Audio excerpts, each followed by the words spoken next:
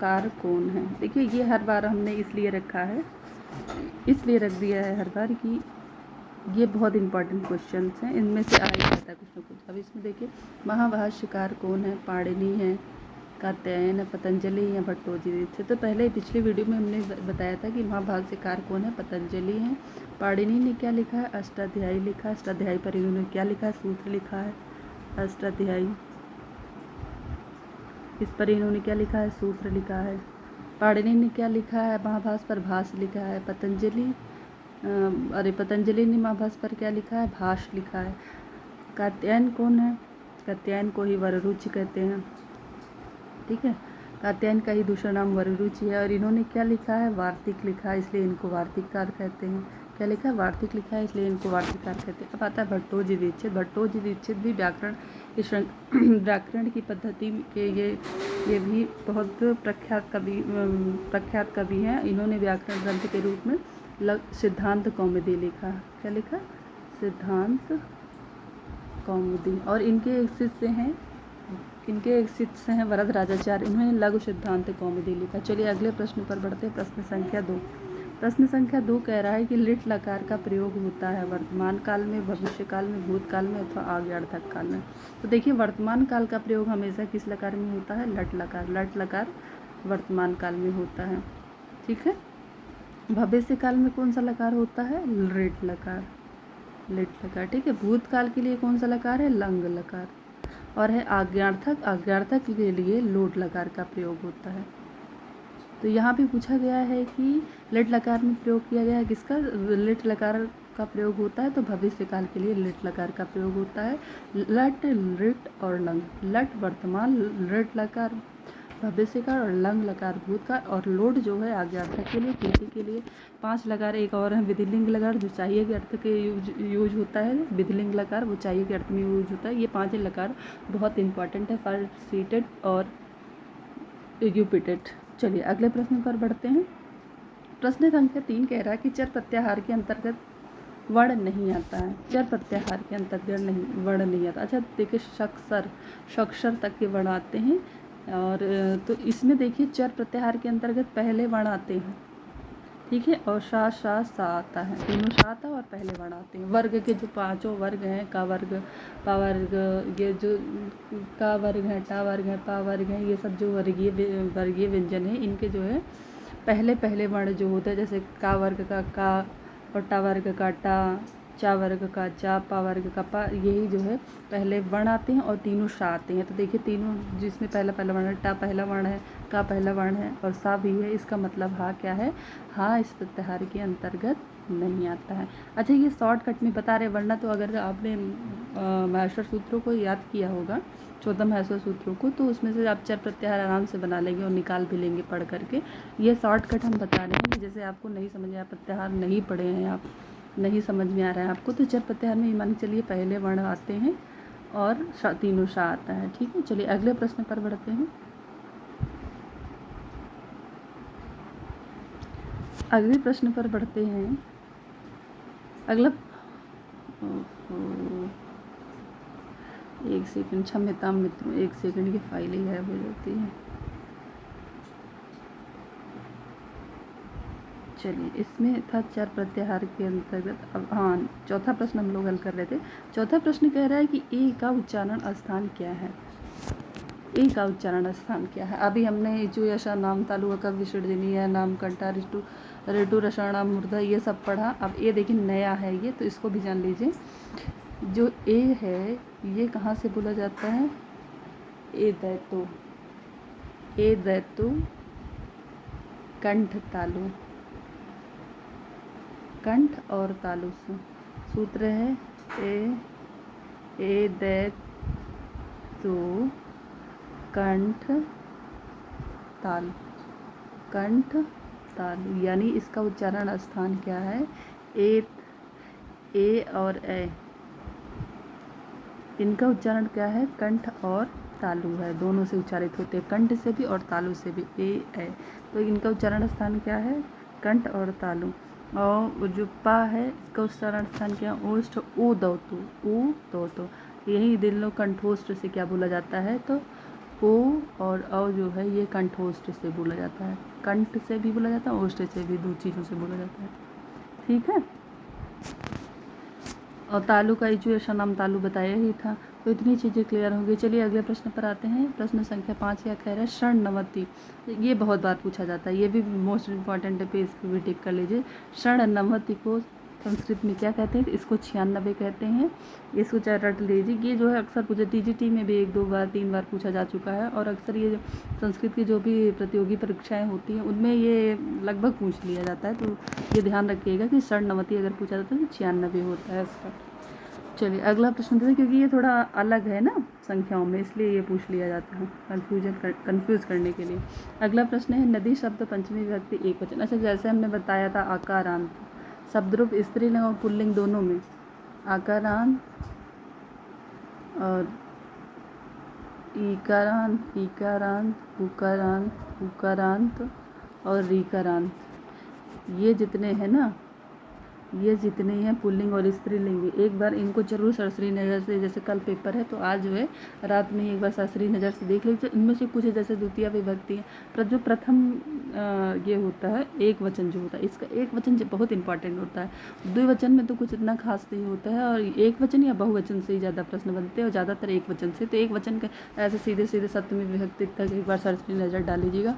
और कुछ ऐसे भी हैं, कुछ ऐसे भी शब्द रूप हैं जिनके 2-2 रूप चलते हैं, तो इन सबको भी देख ले। सर्वनाम शब्दों में भी जैसे हम है, वयम, मतलब अश्मत और युष्मत, ये सब है, इनको भी देख लीजिएगा एक बार। क्योंकि देखिए इसमें कुछ बहुत ज़्यादा इस पर ट्रिक नहीं बताया जा सकता है, ये तो आपको जो है एक बार सर्च देखना ही पड़ेगा खुद ही। चलिए इसमें नदी शब्द पंचमी विभक्ति एक वचन में क्या रूप होगा, तो नदी ही नदीम नद्या नदे, नदी नदी, नदी ही नदीम नद्या नद्य। नदी शब्द का इस चलेगा, नदी नदीम नद्या नद्य, वही नदी नदी, मेरे साथ उच्चारित कीजिए, नदी नदीम नद्या नद्य। नदी शब्द हुआ, मधु शब्द हुआ, रमा शब्द हुआ है, ये सब शब्द रूप जो है स्त्रीलिंग में बहुत इम्पॉर्टेंट है। इनको ज़रूर एक बार जो है आप देख लीजिएगा, ठीक है।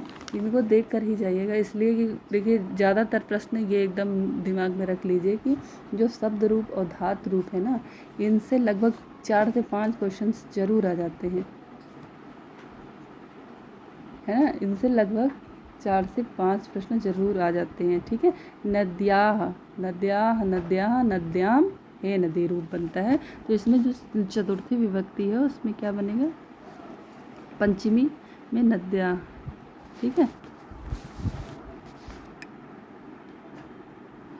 पंचमी और षष्ठी में एक बनता है एक ही जैसा, नद्या नद्या, और सप्तमी में नद्याम बनेगा, ठीक है। पंचमी और षष्ठी एक ही जैसा रूप बनता है। अच्छा, ये मान चलिए पंचमी और षष्ठी में एक ही रूप बनता है हर जगह, और इधर जो है बीच में जो द्वितीय विभक्ति में प्रथम और द्वितीय में एक जैसा रूप बनता है, और फिर तृतीय चतुर्थी पंचमी में एक जैसा, फिर षष्ठी सप्तमी में एक जैसा रूप बनता है।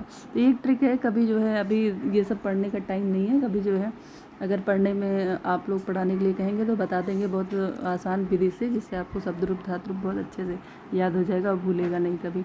अगला देखते हैं, नंदिनी का आशित। नंदिनी की आशित, अब इससे पहले के वीडियो में हमने आपको जो है बताई थी नंदिनी और राजा दिलीप की स्टोरी, जो कि एक महाकाव्य है, रघुवंशम निसर्ग विभत है। उसमें नंदिनी एक गाय थी जिसकी सेवा जो है करते हैं राजा दिलीप, और सुदक्षिणा पुत्र प्राप्ति के लिए उसकी सेवा करते हैं। और वो कामधेनु जो है उनकी पुत्री, कामधेनु क्या होती है, जो सभी मनोकामनाओं को पूर्ण करती है, तो उन्हीं की पुत्री थी नंदिनी। उन्हीं की सेवा के लिए राजा दिलीप और सुदक्षिणा को सौंपा गया था। चलिए अगला प्रश्न देखते हैं, कभी मौका मिलेगा तो ये ग्रंथ जरूर पढ़िएगा, बहुत अच्छा है, बहुत इंटरेस्टिंग है। को अन्योहुत वहाद दग्धम प्रवृत्ति, यह कथन किसका है, यह कथन किसका है। अच्छा देखिए, अभिज्ञान शाकुंतलम हुआ, रघुवंशम हुआ, किरातार्जुनीयम हुआ, कादम्बरी हुआ, इनसे एक आध प्रश्न बन सकता है। बहुत ज़्यादा प्रश्न नहीं बनेंगे साहित्य से, लेकिन बन सकता है। इसमें सीटेट में बहुत ज़्यादा प्रश्न, सीटेट में शिक्षण और व्याकरण, और उसके बाद जो पैराग्राफ आपका आता है एक पद्य में एक गद्य में, उसी से रिलेटेड, उसी में व्याकरण वगैरह पूछ लेते हैं। और इस टाइप के प्रश्न थोड़ा कम बनेंगे, लेकिन फिर एक दो तो हो सकता है बन ही जाए, तो इसलिए रख दिया गया है। तो ये जो है को अन्न होता दग्धा प्रवहति, ये कहा है, अनसुईया ने कहा है। और इसकी कहानी भी बहुत अभिज्ञान शाकुंतलम एक नाटक है जो 7 अंकों में है, विश्व प्रसिद्ध नाटक है, कई भाषाओं में इसका अनुवाद हुआ है।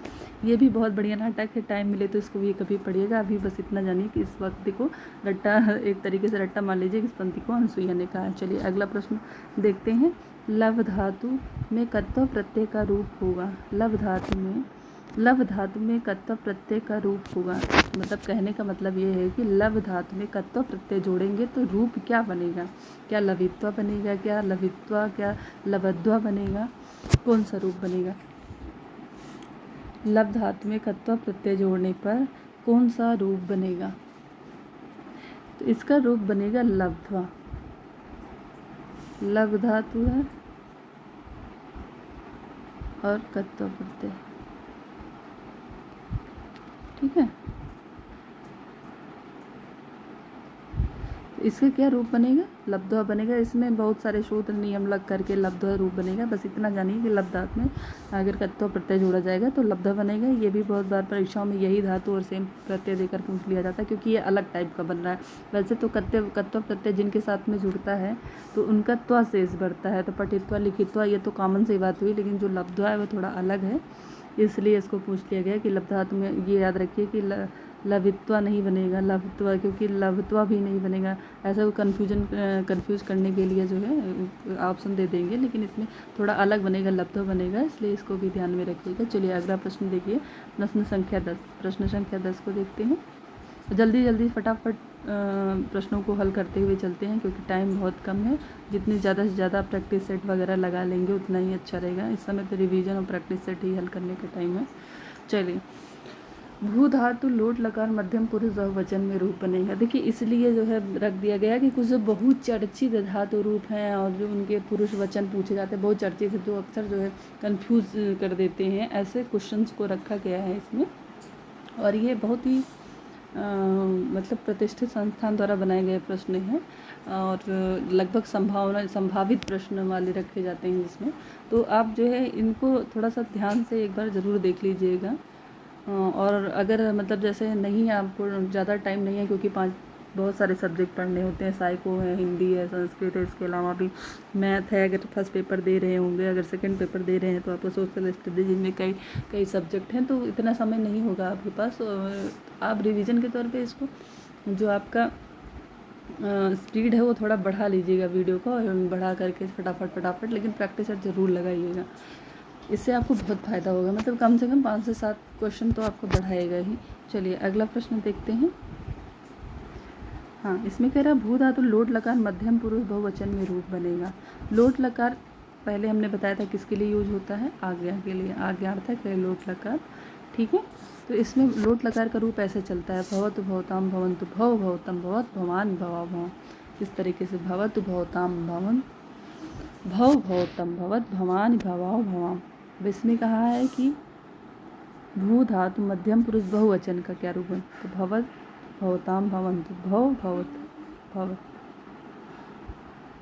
भवतम भवत। तो देखिए भवत जो है ये आपका सही हो जाएगा, ठीक है। चलिए अगला प्रश्न देखते हैं।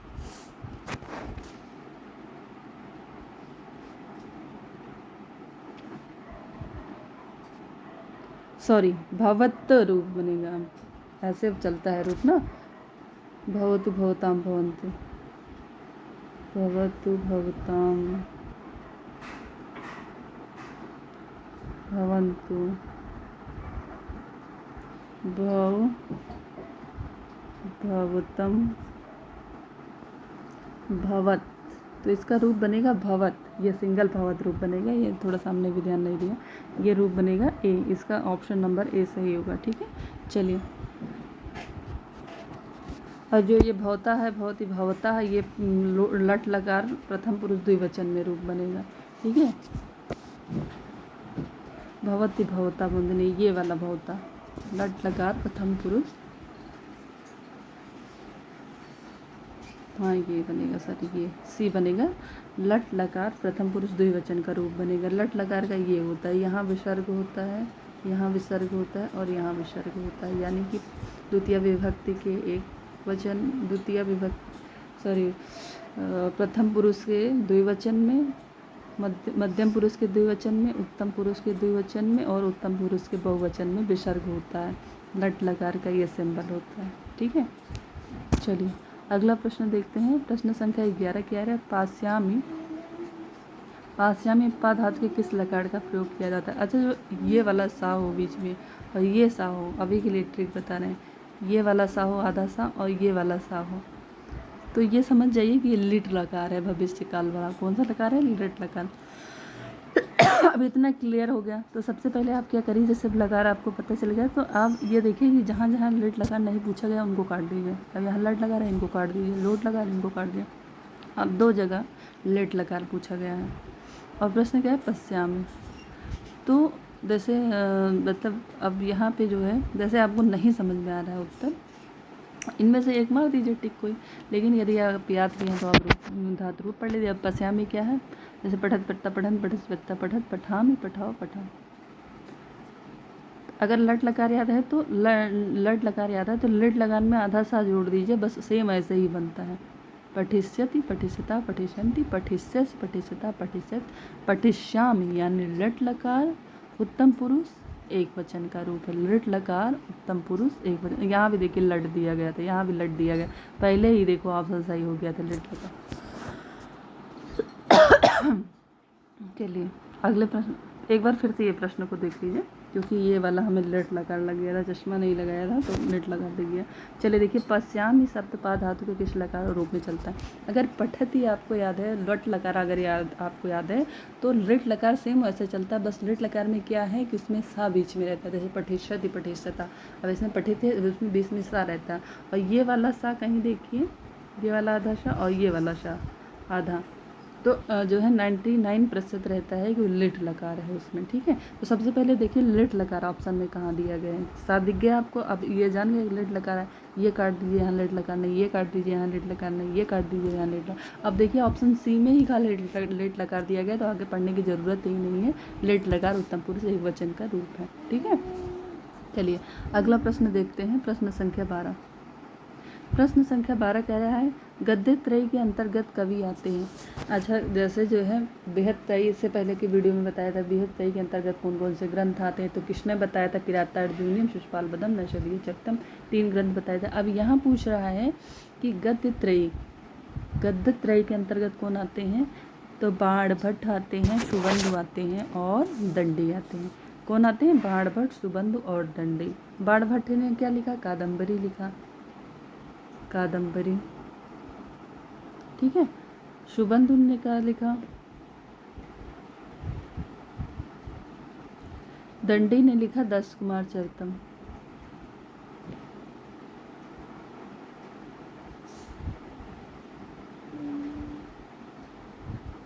दंडी ने लिखा 10 कुमार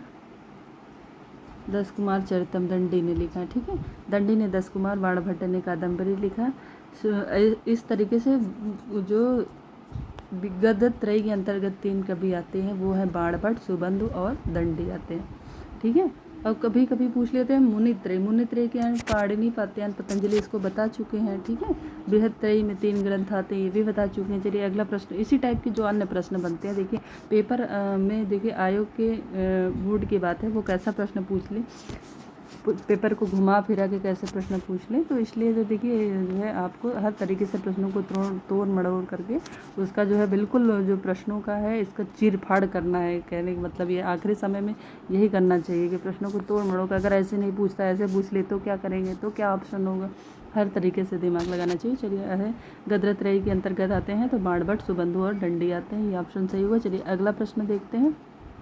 प्रश्न संख्या 13 का है, अहम मृया विद्यालयम गतवान, इस वाक्य में पद होगा अहम मृया विद्यालयम गतवान,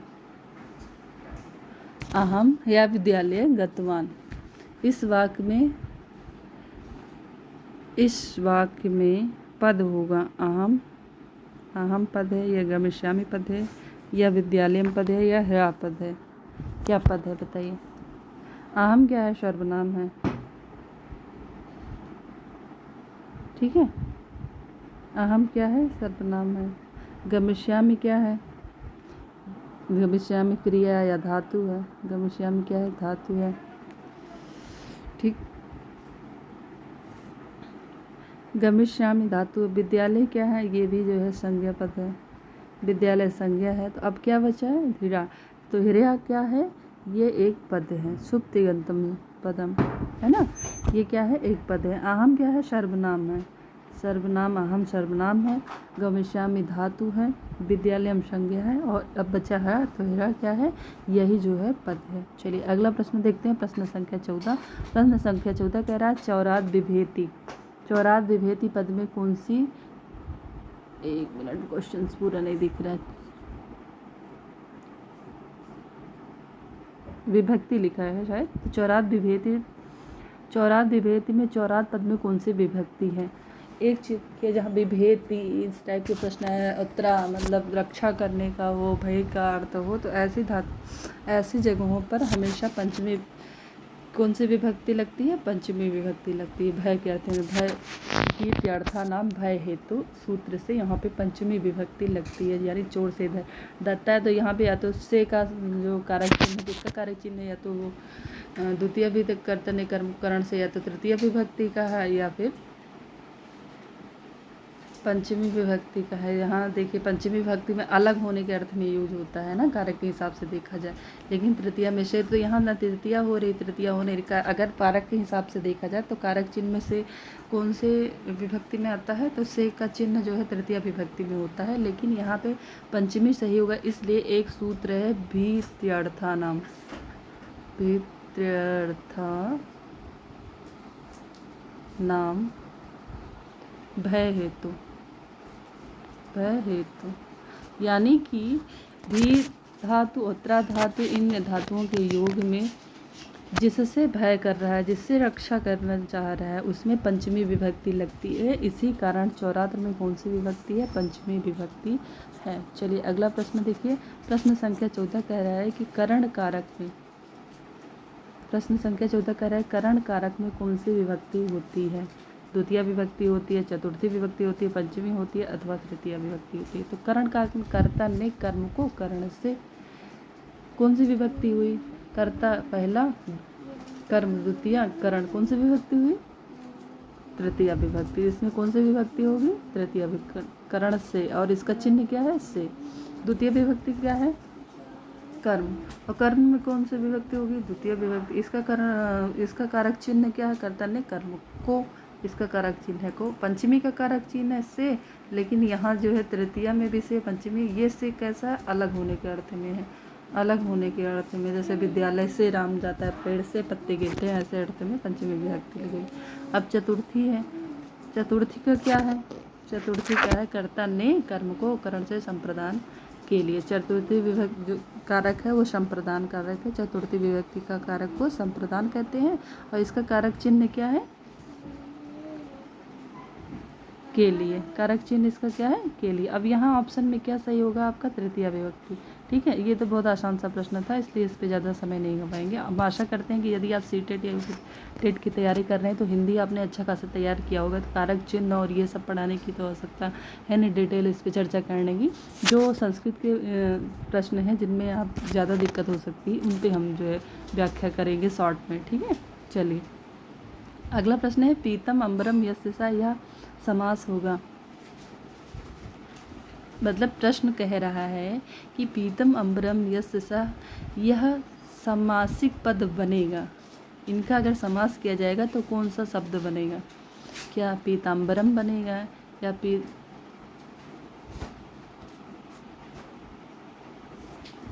एक मिनट, ये भाई बहुत डिस्टर्ब कर रहा है, क्षम्यता मित्रों, भाई बहुत डिस्टर्ब नहीं करिए। वन सेकेंड, कहाँ पे थे? पीतम अम्बरम यस्य सा, यह समास होगा। तो देखिए यहाँ भी आएगा पीताम्बरम, इसमें कर्मधारय समास होगा। समासिक पद ये भी है, कर्मधारय, क्योंकि ये विशेषता बता रहा है कि वस्त्र कैसा है? पीला है। अगर पीताम्बरम दे दिया जाए नपुंसक लिंग में होगा तो वो कर्मधारय होगा। और यहाँ दिया गया है पीतम अम्बरम यस्य सा, यानी तीसरे का अर्थ दे रहा है। तो तीसरे का अर्थ देने वाला समास कौन सा है? बहुब्रीहि समास है। और बहुब्रीहि समास हमेशा कौन से लिंग में होता है? पुल्लिंग में होता है। ठीक है, इसलिए पीताम्बरम सही होगा। पीलाम्बरम, पीलवस्त्रम, ये सब नहीं सही होगा। चलिए अगला प्रश्न देखिए। चलिए यही भी प्रश्न जो है हमें लग रहा है बस 16 ही प्रश्न थे इसमें। नमो नमः मित्रों, फिर से प्रस्तुत होते हैं एक नए श्रृंखला के साथ, नए जोश के साथ। आशा करती हूँ कि आप सभी की तैयारी बहुत अच्छी चल रही होगी और हमारे साथ मिलकर आप अपनी तैयारी को और अच्छा मुकाम देंगे। और मैं ईश्वर से प्रार्थना करूँगी आप सभी सीटेट की परीक्षा में सफल हों। नमो नमः, मिलते हैं